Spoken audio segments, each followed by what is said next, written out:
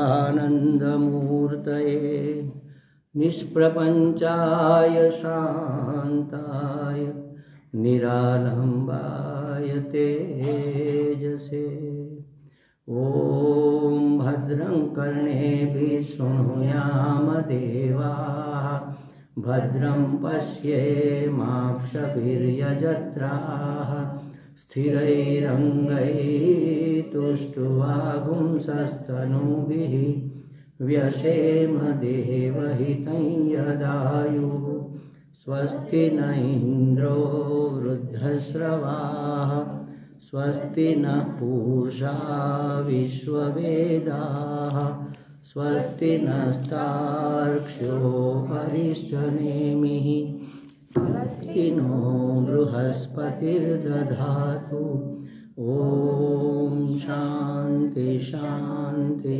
शान्तिः हरिः ॐ श्रीगुरुभ्यो नमः हरिः ॐ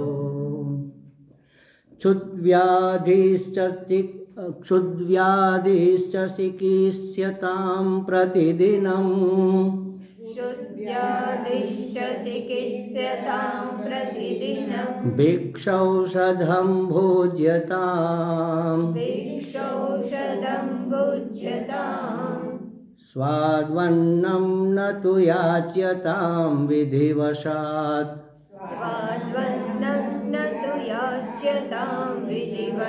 प्राप्तेन सन्तुष्यताम्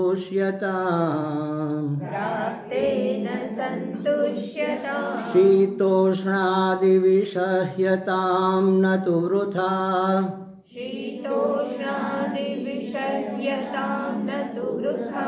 वाक्यं समुच्चार्यताम् औदासीन्यमपीप्स्यतां जनकृपा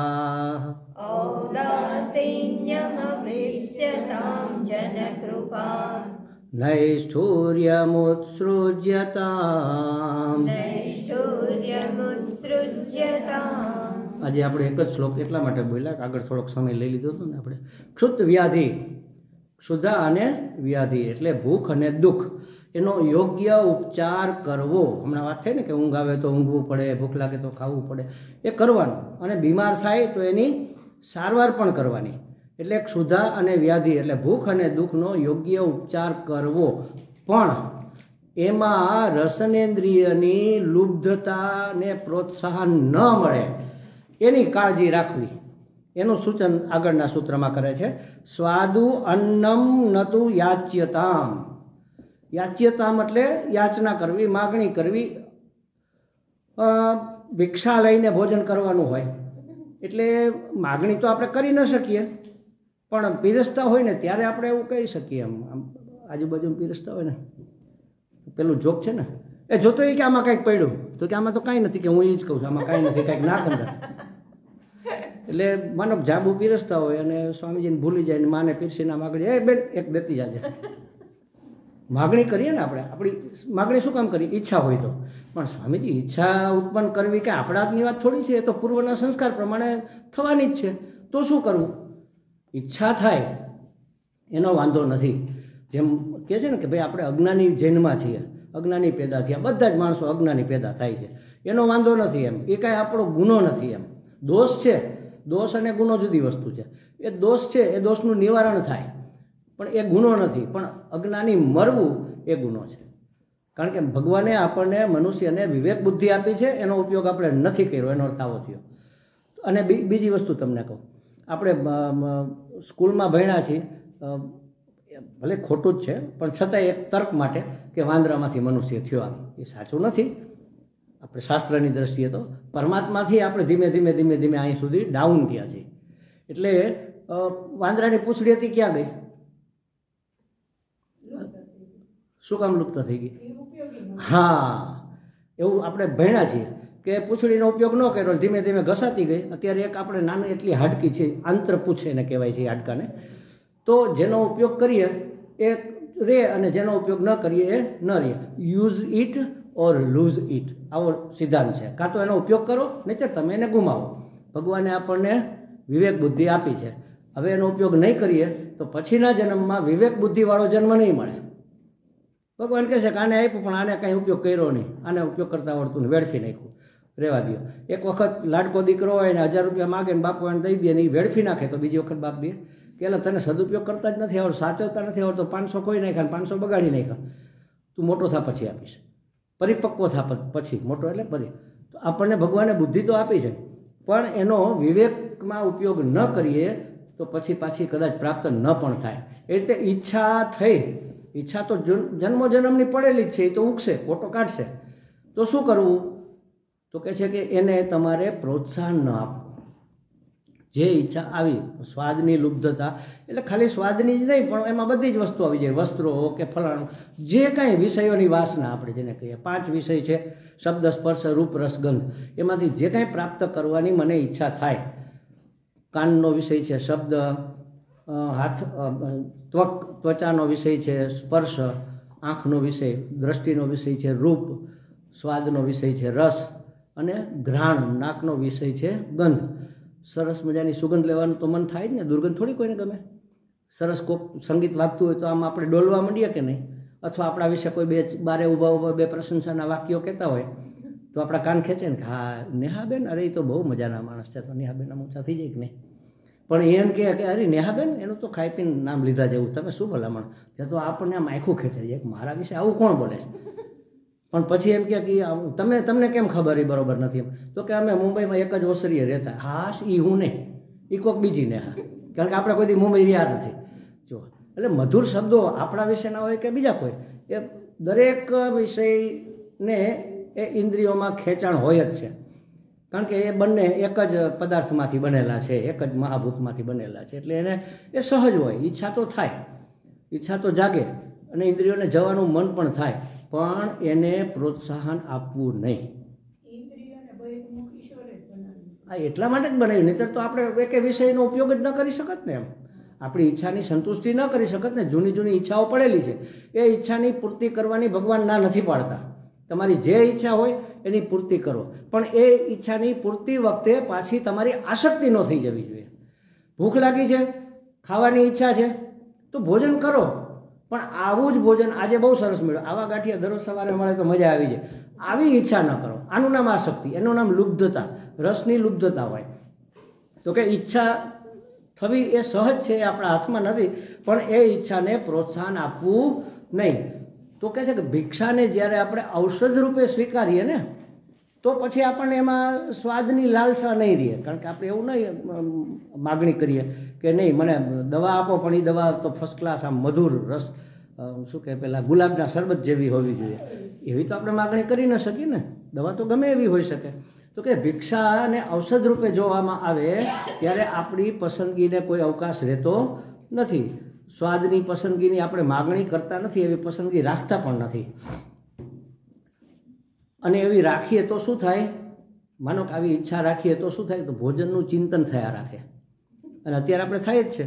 આપણે મેં વાત કરી હતી કે ભાઈ નાસ્તો પાણી કરીને ગયા ઓફિસે, તો ઓફિસે જઈને 10 વાગ્યાની ચા મંગાવે ને, નવરા પડે ને ચા પીવા માટે, ત્યારે પાછો ઘરે ફોન કરે કે આજે બપોરનો શું કાર્યક્રમ છે.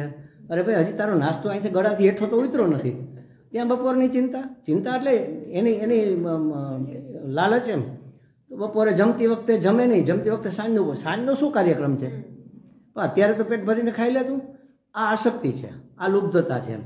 તો કહે છે કે એનું જ ચિંતન થયા રાખે. આપણે આત્મચિંતન કરવા બેઠા હોય ને પછી ગાંઠિયા યાદ આવે કે ન આવે, પેટ ભરીને ખાધા હોય તો, એટલે યાદ આવે. આ તો કહેવાનો અર્થ એ છે કે જો એમાં આપણી લુબ્ધતા હોય તો યાદ આવે, નહીંતર કશું જ યાદ આવે નહીં. ખાધા ખવાઈ ગયા, વાત પૂરી થઈ ગઈ.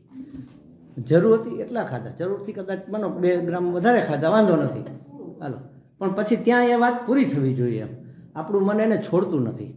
સ્વાદ લાગે દાઢે, જો પહેલાં કોઈ પણ વસ્તુના સંસ્કાર આવે, પછી એ સંસ્કારને રિપીટ કરીએ ને એટલે એ વાસના બની જાય. પછી જરૂરિયાત ન હોય તોય વાસના તો જાગે, અને વૃત્તિ તો ઈચ્છા આપણી જરૂરિયાત હોય એમ વૃત્તિ જાગે, વૃત્તિ હોય એ પ્રમાણે આપણે કરીએ એટલે સંસ્કાર બેસે, અને એ સંસ્કારને રિપીટ કરીએ એટલે વાસના થાય. એક ઉદાહરણથી આપણે સમજી લઈએ જરાક ઝડપથી. માની લો કે અહીંથી આપણે નીકળ્યા અને પાણી પીવાનું ભૂલાઈ ગયું. હવે જવું છે રેલવે સ્ટેશન, પોરબંદરમાં આવી ગયા, એમથી ક્યાંક આપણે રસ્તામાં પાણી પીએ, કંઈક પીવાનું કંઈક લઈએ. તો બધી દુકાનો બંધ છે. આ તો સૌરાષ્ટ્ર છે ભાઈ, ખાઈ પીને બધા સૂઈ ગયા હોય બપોરના. તો કોઈ દુકાન ખુલ્લી હોય તો બેઠો બેઠો ભાઈ ચોલા ખાતો હોય. એમાં એક જ્યુસની દુકાન, મેં આની પહેલાં ઉદાહરણ આપેલું છે, જ્યુસની દુકાન ખુલ્લી હતી. તો અહીંયા કંઈક મળી જાય, ચાલો આપણે સ્વામીજી અહીંયા જઈએ. યા કે ભાઈ કંઈ છે? તો કે બધું જ ખલાસ. આજ તો બહુ વેપાર હતો, બધું ખલાસ થઈ ગયું. એક નાનું એવું એક ચીકુ છે, તમે કહેતા હો ચીકુનો શેક બનાવી દો. મને ચીકુ ન ભાવે, પણ હવે તરસ એવી લાગી છે કે જીવ નીકળી જશે તો બનાવો ચાલ. અને ખરેખર એ ભાઈ એટલું સરસ બનાવ્યું, જરૂરિયાત હતી, ભૂખ ન જાણે ભાખરો, એટલે નહોતું ભાવતું તોય, અને એની સ્પેશિયાલિટી હતી, બેસ્ટ બનાવ્યું અને મજા આવી ગઈ. તરસે છીપાણી અને મજા આવી ગઈ. હવે બીજી વખત પછી આપણે ક્યાંય પોરબંદરમાં બીજે ક્યાંય જવું હોય અને એ રસ્તો ન હોય, બાજુના રસ્તેથી જવું હોય, તો આપણે ના ના આપણે આમ ચાલીએ. કેમ? ઓલું શેક બહુ સરસ બનાવે છે. પિત્તા દાઢે લાગ્યું ને. પહેલી વખતે વૃત્તિ થઈ હતી, જરૂરિયાત હતી. બીજી વખતે બેઠું સંસ્કાર છાપ પડી કે ના આ સરસ બનાવે છે, પીવું જોઈએ. પીધું પછી તો લોકો બહારગામથી પીવા માટે આવે કે ફલાણાનું બહુ વખણાય છે, ચાલો ત્યાં પીવા માટે જઈએ. એ વાસના ખ્યાલ આવ્યો? ત્યાં સુધી આપણું મન આપણને ખેંચી જાય. પછી એનું ચિંતન થાય. તો એનું ચિંતન થાય તો આત્મચિંતન ક્યારે થાય? આત્મચિંતનમાં ખૂબ જ વિક્ષેપ ઊભો કરે છે. અને એટલા માટે એ ચિંતનમાં મનને ચિંતનને હિસાબે મનને એકાગ્ર થવામાં વિઘ્ન આવે છે. માટે આગળના સૂત્રમાં કહે છે વિધિવશાત પ્રાપ્યેન સંતુષ્યતામ. વિધિવશાત એટલે પ્રારબ્ધવશાત, નસીબ જોગે જે પ્રાપ્ત થાય, જે મળે એનાથી સંતોષ માનવો. અને એ સંતોષ કોઈ દી થતો નથી. અન્નમ બ્રહ્મ વિજાનિયાત, અન્નને બ્રહ્મ સમજવું જોઈએ. અને વૈશ્વાનર રૂપે આપણે એને આપણા પેટની અંદર પધરાવીએ છીએ તો બરાબર છે, પણ કેવી રીતે સંતોષ કરવો થતો નથી ને. વિધિવશાત પ્રાપ્ય અને સંતોષ થતો નથી. તો એનો ઉપાય શું? એમ તો એનો ઉપાય છે સાવધાની. સાવધાની એ જ સાધના આપણે કીધું છે ને. સાવધાની કેવી સાવધાની? કે સ્વાદનો અનાદર કરવાનો નથી. ઘણી વખત મહાત્માઓ એવું કરતા હોય છે, ઘણા મહાત્માઓ એવું, મોટે ભાગે જો કે હઠયોગી હોય એ વધારે કરતા હોય. એટલે ભિક્ષા માગીને લાવે, પછી બધું ગંગાજીમાં ધોઈ નાખે, એટલે સ્વાદ બધો વયો જાય ને પછી ખાઈ લે. જૈન લોકો એવું કરતા, એક જ વાસણ એમાં બધું ભેગું કરે એટલે કાંઈ સ્વાદનો કોઈ પેલું રહે જ નહીં. એટલે આપણા સ્વામીજી એમાં નથી માનતા, આપણી પરંપરા નથી માનતી. ભલે તમે સ્વાદ લો, પણ સાવધાની રાખો કે આ સ્વાદનો જે આનંદ છે એ આનંદ આત્માનો છે. કારણ કે તમે વેદાંતના વિદ્યાર્થી છો અને આપણે સમજી ગયા છે કે જે આનંદ છે એ આત્માનો આનંદ છે. તો એ વખતે તમારે આ ચિંતન કરવું જોઈએ કે આ આનંદ આવે છે, સ્વાદ આવે છે, સ્વાદનો જે આનંદ થાય છે એ આનંદ આત્માથી આવે છે. આ ભોજન તો એ આનંદને અભિવ્યક્ત કરવાનું નિમિત્ત બને છે, એનું માધ્યમ બને છે. આ વિવેક સતત મનમાં ચાલુ રહે ને તો તમે સંતુષ્ટ થઈ શકો. પછી જે સ્વાદ આવતો હોય એ સ્વાદ આત્માનો છે, એ આનંદ આત્માનો છે. આ ઉપાય છે સાવધાની, એ જ ઉપાય છે. સ્વાદનો અનાદર કરવાને બદલે સાવધાન રહેવું જોઈએ. ભોજનમાંથી જે આનંદ આવે છે વાસ્તવમાં એ આનંદ, સ્વાદ તો નિમિત્ત છે, એ આનંદ આત્માનો છે. આત્માના આનંદને અભિવ્યક્ત કરવાનું આ માધ્યમ છે, માત્ર નિમિત્ત છે કે માધ્યમ છે, એમ એવું આપણે ગણી શકીએ. તો અને બીજી વસ્તુ, પ્રારબ્ધ વશાત જે પ્રાપ્ત થાય એમાં સંતોષ માનવાનો એક અર્થ એ છે કે પ્રાપ્ત નથી થયું એમાંય સંતોષ હોવો જોઈએ. કે જે નસીબમાં હતું એ પ્રાપ્ત થાય અને જે પ્રાપ્ત ન થાય એ બંનેમાં હર્ષ શોકની પ્રતિક્રિયા જન્મવી જોઈએ નહીં. અમારા દાદીમાં એવું કહેતા, મળે તો તાના માના, ના મળે તો છાના માના, શું ફેર પડે છે એમ. એટલે આવું મનનું સમાધાન હોવું જોઈએ. આવે તો મજા છે, અરે વાહ મજા આવી ગઈ, નથી આવતું તોય મજા જ છે. આપણી મજા જવી ન જોઈએ, એ આવે કે ન આવે. અમારે એક સંન્યાસી મિત્ર પેલા સ્વામી રામતીર્થ હતા, એ કે આપણું રિમોટ આપણે બીજા કોઈના હાથમાં શું કામ આપીએ, અને એમાં આ તો જડ વસ્તુ છે. એ આપણને આનંદ આપે તો આપણે ખુશ થાય, ને એ આપણું બટન ઓફ કરી જેમ નચાવે એમ નાચીએ. આપણે એટલા બધા માયકાંગલા છીએ કે આપણી જીભની પાછળ નાચીએ, આપણી ઇન્દ્રિયોની પાછળ નાચીએ. એ આપણી છે, આપણે એના નથી. એટલે રિમોટ કંટ્રોલ હંમેશા આપણા હાથમાં રાખવું. એટલે કહે છે કે પ્રાપ્ત થાય કે ન થાય, પ્રાપ્ત થાય તો હર્ષ અને ન થાય તો શોક, એની પ્રતિક્રિયાઓથી મુક્ત રહેવું જોઈએ. એવી સાવધાની રાખવી. બહુ સુખી દુઃખી થવાની જરૂર નથી. થાય તો ભલે ને મરી ગયા, એને જો કેવું સરસ આવ્યું, મારા ભાગે તો કાંઈ ન આવ્યું, એવું કરવાની જરૂર, બીજે નજર રાખવાની જરૂર જ નથી. આપણા નસીબમાં હતું એ જ આવ્યું. અને સાચી વસ્તુ તો આ છે કે જે કાંઈ આપણને મળે છે એ આપણા માટે પૂરતું છે અને એ જ આપણા માટે યોગ્ય છે, સમજો. અને દરેકને એની જરૂરિયાત પૂરતું જ પરમાત્મા આપતો હોય છે અને એને માટે જે યોગ્ય હોય એ જ આપતો હોય. આ વાત મેં આની પહેલાં ઘણી વખત કરી છે કે દાળમાં મીઠું ઓછું હોય તો સમજી લેવાનું કે આજે આ શરીરને મીઠાની જરૂર નથી. નહીંતર શું કામે મને જે જીવથી વધારે ચાહે છે એવા મારા ઘરના પરિવારના બેન દીકરી બા જે કોઈ રસોઈ બનાવતા હોય, શું કામે મીઠું ન નાખે? એને આમ ગળે વળગેલા હોય આપણે એટલા પ્રિય હોય તો શું કામ આપણને મોડું ખવડાવે? તો પ્રતિક્રિયા શું કામ જન્મવી જોઈએ એમ? અરે આમાં તો મીઠું કૂડ્યું નથી, આવું આપણે બોલી નાખતા હોઈએ છીએ. પછી શું કામે આવો આવેગ આવે છે એમ? કારણ કે આપણે એની કદર નથી કરતા, આપણે વિવેક નથી કરતા કે જેને મારા માટે આટલો પ્રેમ છે એ ડબલ મીઠું શું કામ નાખી દઈએ, અથવા મીઠું સાવ શું કામ ન નાખે એમ? તો જે મને પ્રાપ્ત થયું છે એ મારા માટે પૂરતું છે અને એ જ યોગ્ય છે, એમાં જ મારું હિત છે એમ. પરમાત્માની યોજના એટલી અદ્ભુત છે ને કે તમારું કોઈ દી અહિત થાય એવું એક પણ કાર્ય થાય જ નહીં તમારા જીવનમાં. આપણે સમજતા ન એટલે આપણે માનીએ એટલે આ જો અમારું નુકસાન થઈ ગયું સ્વામી, આ અહિત ન થયું પણ એમાં ફાયદો હશે. મેં ઉદાહરણ આપેલું ને હમણાં બની ગયેલી ઘટનાનું, પહેલાં વિમાન દુર્ઘટનાનું. પેલી છોકરીને બિચારીને જગ્યા ન મળી, ધરાહારેને ન લીધી અને એ ધમપછાડા કરતી કરતી પાછી વળી રિક્ષા લઈને, અને ખબર પડી કાં તો ક્રશ થઈ, પ્લેન તૂટી ગયું, આખું સળગી મર્યા, બધા બળી ગયા, બળીને ભસ્મ થઈ ગયા. તો પહેલાં તો એને આવડી ગાળો આપી હશે મનમાં, સંસ્કારી હશે તો ગાળો નહીં આપી હોય, પણ જેમ તેમ તો બોલી જશે કે આવા નાવા છે ને આ બધા લફંગા છે ને કાંઈ વ્યવસ્થા નથી ને કોઈ નિયમમાં માનતા નથી ને 2 મિનિટમાં શું ફેર પડી જાય ને મારો કેવડી મોટી ટૂર લંડન ઠેઠ જવું હતું ને મારા કેટલા કામ અટકી પડે, કેટલું બધું થયું હશે ને, પણ એ એના હિતમાં હતું, એના માટે એ જ યોગ્ય હતું. આપણને ખબર નથી ને, એટલે થોડી પરમાત્મા ઉપર આપણી શ્રદ્ધા દ્રઢ હોય ને તો આ વસ્તુ થઈ શકે. મને જે પ્રાપ્ત થાય છે એ મારા માટે પૂરતું છે અને એ જ યોગ્ય છે, સમજો. આપણે એક તો એને યોગ્ય નથી, આપણી બુદ્ધિથી એને મૂલ્યવાન, આને આ મળ્યું તો મને કેમ ન મળ્યું યાર, મને આ મળવું જોઈએ ને એમ, તો કંઈક યોગ્ય કહેવાય. તું નક્કી કરીશ, તારા ભગવાન કરતાં તારામાં બુદ્ધિ જાજી છે કે આ બરોબર ને આ બરોબર નહીં એમ. આ જો ને ઋતુ કેવી છે, આ રીતે કંઈ હોતા હશે ઋતુ, પણ એ આપણે નક્કી કરવાનું. આપણે એક જ થોડા આ જગતમાં જીવીએ છીએ, કેટલા બધા જીવજંતુઓ છે ને, એના પોષણ અને એની વૃદ્ધિનું શું? જો આવું નહીં થાય તો જે પેલા કીચડ ને કાદવમાં જન્મ લેનારા જંતુઓ કેવી રીતે પેદા થાય? એને જન્મ લેવાનો જ છે ને, એ એક વખત આપણે જ હતા, એવા ધંધા કર્યા એટલે એમાં પેદા થવાનો વારો આવ્યો. તો એ કેવી રીતે થાય? કેવી રીતે માવઠું થાય ને કીચડ બધું થઈ જાય, બધું સડીને ભસ્મ થઈ જાય તો એમાંથી કંઈક નીકળે ને. એટલે આ જગતમાં હું એક જ નથી, મનુષ્ય એક જ નથી, જીવ છે, જંતુ છે બધા વનસ્પતિ ને પાંદડાઓ, આ બધું જ આ જગતની અંદર છે.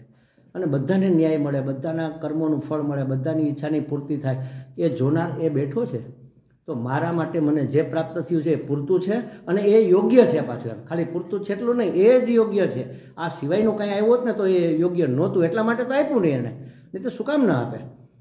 એક વસ્તુ હંમેશા ધ્યાનમાં રાખવાની, આ તમે આમ હૃદયમાં કોતરીને લખી લો, હંમેશા સારું માઠું ગમે એ આવે ને ખાસ યાદ રાખવાની, હું ભગવાનની લાડકી દીકરી છું. બસ હું ભગવાનનો લાડકો દીકરો છું.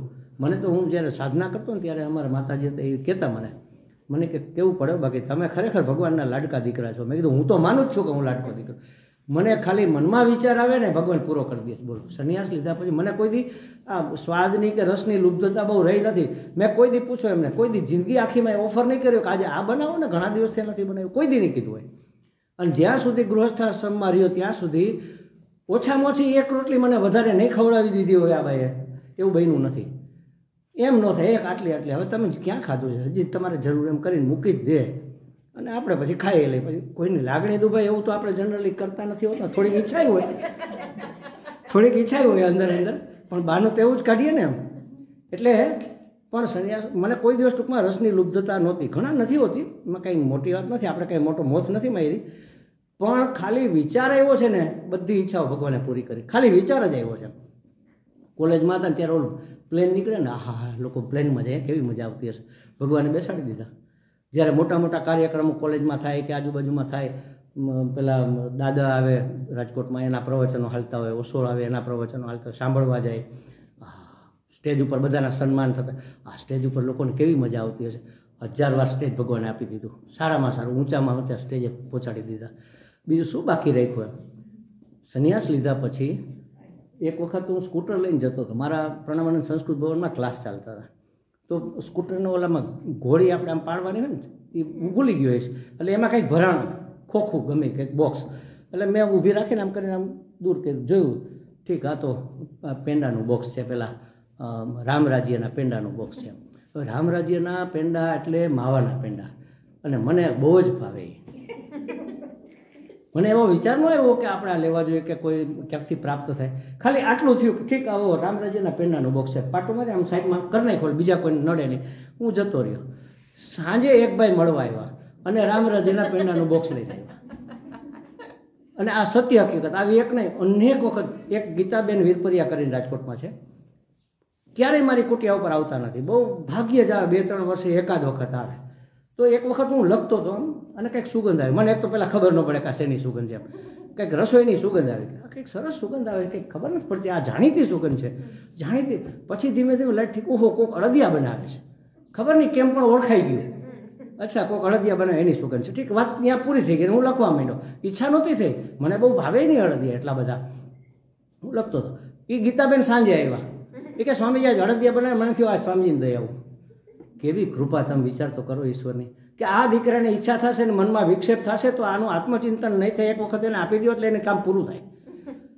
એટલે મને જે પ્રાપ્ત થાય છે એ પૂરતું છે અને એ જ મારા માટે યોગ્ય છે, અને નથી પ્રાપ્ત થતું એ પણ યોગ્ય છે.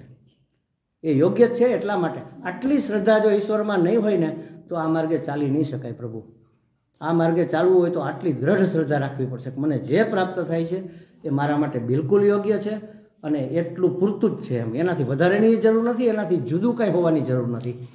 એટલે અને ન પ્રાપ્ત થાય તો એને ઘણી વખત અનિચ્છિત વસ્તુ આવે જીવનમાં, તો હવે આપણે શરીર સહન ન કરી શકીએ. હાલો આપણે મનથી ન માનીએ કે આ મને ન મળવું જોઈએ, પણ હવે આવે, ઠંડી લાગે, હવે આપણે કંઈક ના, મને આ ઠંડી મારા માટે યોગ્ય છે, તો ઠંડી તો લાગવાની જ ને.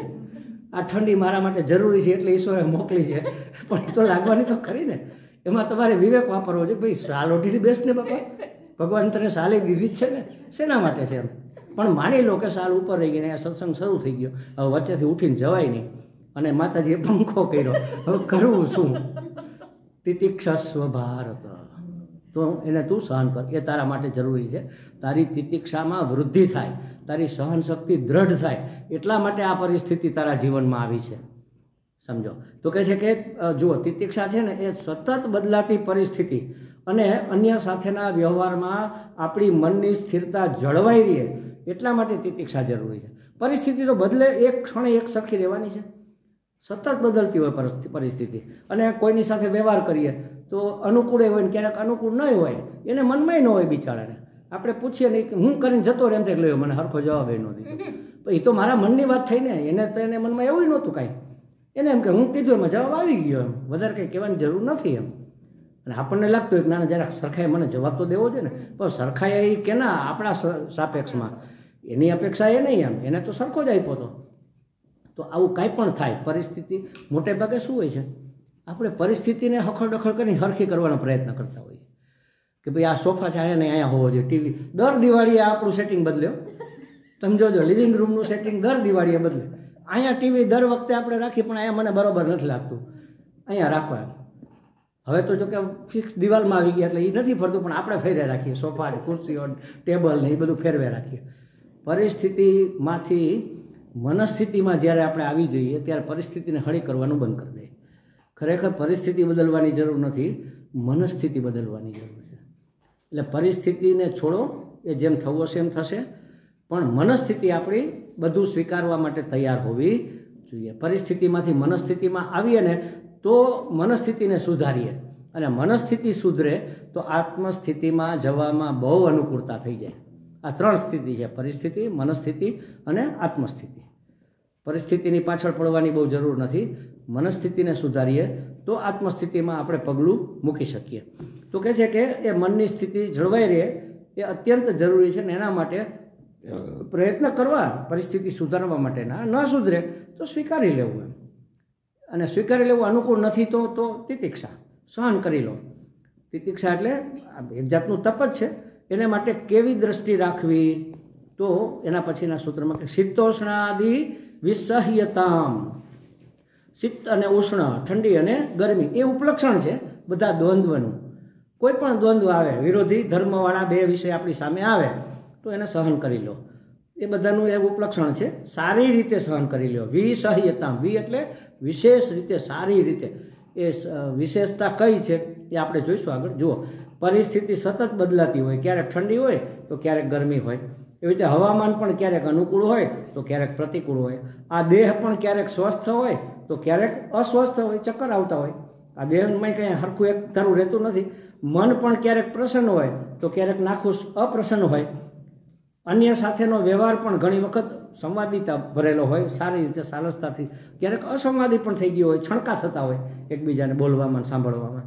તો ક્યારેક મનનું અનુકૂળ થાય તો માન, મનને પ્રતિકૂળ થાય તો અપમાન.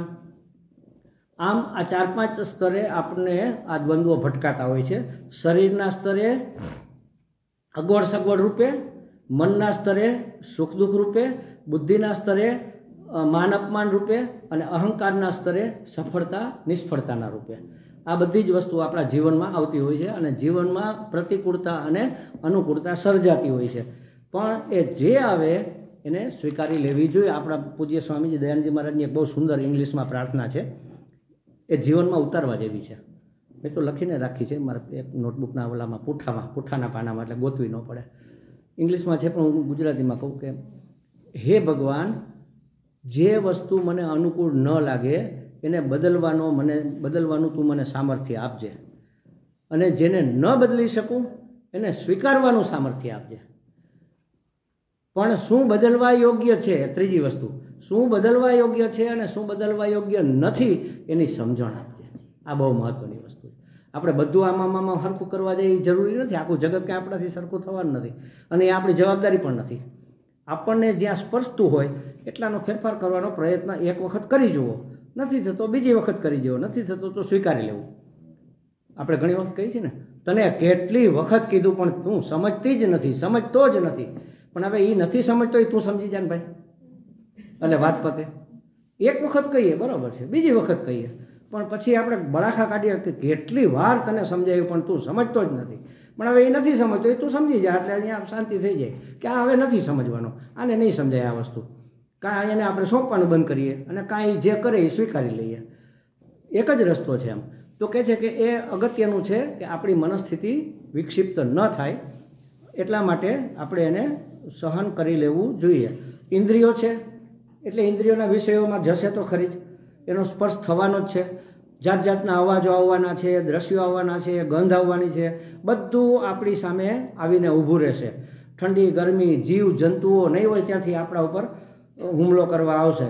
બધું થશે, એના સંપર્કમાં આપણી ઇન્દ્રિયો આવવાની જ છે અને એ સંપર્ક થશે એટલે સંવેદના જાગવાની જ છે, સારી અથવા માઠી, અનુકૂળ અથવા પ્રતિકૂળ. એમ તાન તિતિક્ષસ્વ ભારત, ભગવાને કીધું એને તું સહન કરી લે. પણ ભગવાન કેમ સહન બધું આ થાય? તો તું બધાનો સામનો કરવા બેસીશ તો આ તો ડગલે ને પગલે આવ્યા જ રાખવાનું છે. તું એમાંથી જ નવરો નહીં થાય ને તો આત્મચિંતન ક્યારે કરીશ? થોડું કંઈ જો સહન કરવાનું આપણે નહીં રાખીએ, બધું સરખું જ કર્યા રાખશું તો કોઈ દિવસ આ સરખું કરવાનું ખૂટવાનું નથી. તમે એક ધારા એક જ જગ્યાએ બેસી પણ નથી શકતા ને. જો એમ થાય કે આ હવે આમ થઈ ગયું, હવે આ બરોબર નથી, હવે જરાક આમ બેસીએ, કારણ કે હવે આ બાજુ થાક લાગ્યો, હવે જરાક આમ બે, હવે આ પગ જરા ઉપર ચડાવીએ, હવે જરા પલોઠી વાળીએ. આપણું શરીર એ સખણું નથી રહેતું. આપણું જેને કહી છીએ, જેને હું કહી છીએ, એ પણ સખણું નથી રહેતું. તો આ જગતને કેમ સરખું રાખવા જઈશું આપણે?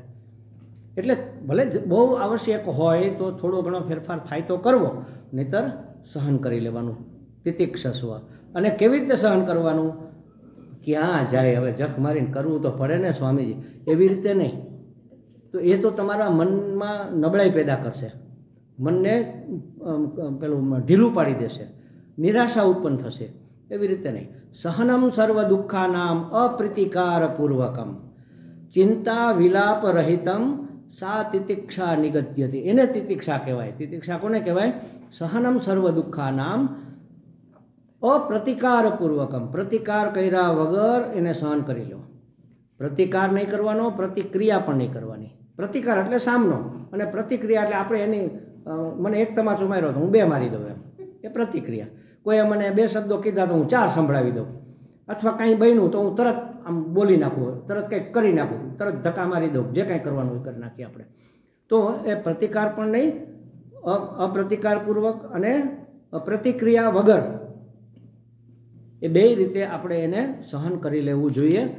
એ સિવાય ચિંતા અને વિલાપ રહિત એને સહન કરવું જોઈએ. એક એક વસ્તુને આપણે સમજીએ. જુઓ, વિસહ્યતામાં એટલે વિશેષ રીતે સહન કરવું. એમાં વિશેષતા શું છે કે મનની સ્વસ્થતા જળવાઈ રહે એ રીતે સહન કરો. મન વિક્ષિપ્ત તો ન થઈ જવું જોઈએ કે શું કરીએ હવે, આ તો પછી સહન કર્યા વગર છૂટકો જ નથી ને, અહીંયા હલવાઈ ગયા, ફસાઈ ગયા, પછી શું થાય, હવે કેમ જવું ને કેમ રહેવું ને એ બધું.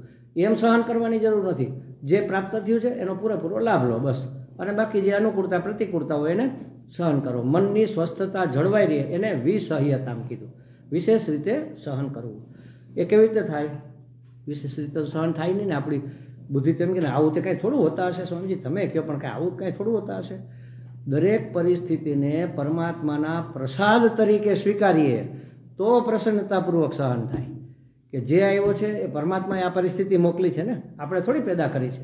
અથવા કોઈના હાથમાં એવી છે સામર્થ્ય છે કે એ આવી પરિસ્થિતિ પેદા કરી શકે? એ તો પરમાત્માએ યોજના કરી, પરમાત્માની યોજનાથી આ પરિસ્થિતિ પેદા થઈ છે. તો એને પરમાત્માના પ્રસાદ તરીકે પ્રસન્નતાથી સ્વીકારવામાં આવે. આ ગતે સ્વાગતમ કુર્યાત ગચ્છમતમ ન નિવારયે. આવે તો સ્વાગત છે, જાય તો એને રોકવાની જરૂર નથી. પેલા એક રસાનંદજી બહુ સરસ ભજન બોલતા એના માટે. આવ્યા તો આનંદ, જાઓ તો શાંતિ, આ સમજણની છે વાત, સમજાય તો શાંતિ. આવો આનંદ છે. જાઓ તો પછી હવે પાછા ક્યારે આવશો, ઘણા ટાઈમે આવ્યા, એવું નહીં. જાઓ તો શાંતિ, કાંઈ વાંધો નહીં, ઝાડ પડ્યું ને જગ્યા થઈ, બહુ જાજી ચિંતા નહીં કરવાની, આવ્યા તો મજા છે એમ. તો કહે છે કે એ આગતે સ્વાગતમ કુર્યાત ગચ્છંતમ ન નિવારે. જતું હોય તો એને એનું નિવારણ ન કરવું, એને રોકવાની જરૂર નથી એમ. એટલે તિતિક્ષા આપણા જીવનમાં તપશ્ચર્યાનું અંગ બની જવી જોઈએ. તપશ્ચર્યાનું અંગ બની જાય એટલે શું? તપ તો આપણે જાણી જોઈને કરતા હોય ને. આપણે બેસીએ ચોટલી બાંધીને, સ્વીકારીને કરતા હોય ને કે ભાઈ આ તરસ લાગી હોય તોય હું નહીં ઉઠું, 1 કલાક સુધી હું ધ્યાનમાં બેસીશ. તરસ લાગે, ભૂખ લાગે, ગમે એ થાય, કોઈ બોલાવે હું હલીશ નહીં એમ. એને તો આપણે તપ કહીએ. કે મનને વશમાં રાખીને, મનની ઈચ્છા પ્રમાણે નહીં પણ આવશ્યકતા પ્રમાણે આપણે પરમાત્માનું ભજન કરીએ, એનું નામ તપ એમ. હવે તિતિક્ષા તો આવી પડી છે, એને સહન કરવાની છે, એને સ્વીકારી લઈએ તો તપ થઈ જાય. એટલે તપની રૂએ તિતિક્ષા જો આ રીતે પ્રસન્નતાપૂર્વક સ્વીકારવામાં આવે તો એક તપશ્ચર્યાનું અંગ બની જવું જોઈએ. તો સુખ અને દુઃખ, ગમા અને અણગમા એ વ્યક્તિગત વસ્તુ છે, સમજી લો. જેને હું સુખ ગણતો એ બધા માટે સુખ ન હોય ને, જેને હું દુઃખ ગણતો એ બધા માટે દુઃખ ન હોય. તો એ વ્યક્તિગત અભિપ્રાય છે. વસ્તુ પૂરેપૂરી જો જોવામાં આવે તો